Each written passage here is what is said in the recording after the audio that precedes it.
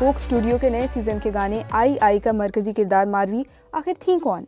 Song makers के मुताबिक ये गाना एक खातून, एक तहजीब की बहादुरी और फतह को सेलिब्रेट करता है और लालच और जबर के सामने सर ना झुकाने का जश्न है। जिस खातून कैरेक्टर की विक्ट्री की बात कर रहे हैं वो दरअसल सदियों पुरानी सिंध की एक लोक कहानी उमर मारवी की मरकजी किरदार मारवी पर बेस्ड है। मारवी कौन थी? मारवी किस कबीले से थी? इस पर हिस्टोरियंस के ओपिनियंस में थोड़े से डिफरेंसेस हैं। कोई कहता है मारू कबीला, कोई रिबाड़ी।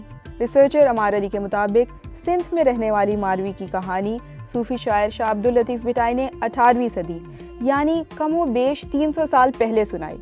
मगर स्कॉलर राना महबूब अख्तर कहते हैं कि मारवी का किस्सा इससे भी पहले यानी आज से तकरीबन 600 साल पहले का है। राना महबूब बताते हैं कि मारवी की मंगनी खेत सेंध से हुई थी।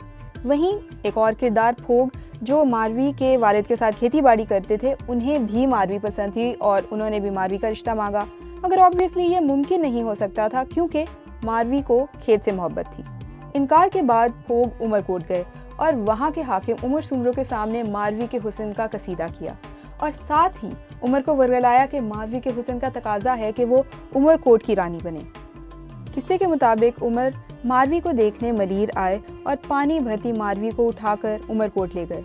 मारवी ने उमर से शादी करने से इनकार कर दिया क्योंकि उन्हें वतन, कबीले और अपने मंगेतर खेत से मोहब्बत थी। इनकार पर उमर ने मारवी को कैद कर दिया। मारवी 1 साल तक उमरकोट के किले में कैद रहीं मगर उमर को दिल नहीं दिया। आखिर उमर मारवी के रवैये और मारू कबीले के लोगों के कहने पर मारवी को मलीर वापस भेजने पर राजी हो गए। अपनी किताब में ताहिर मोहम्मद नसियानी लिखते हैं कि उमर ने कहा कि मैं कसम खाकर कहता हूँ कि मैंने मारवी की इफ़्फ़त व अस्मत को कोई नुकसान नहीं पहुँचाया, वो बिल्कुल पाक है। राना महबूब के मुताबिक मारवी का किस्सा उनको अपनी ज़मीन और लोगों से मोहब्बत का इस्तारा बनाकर अमर कर देता है।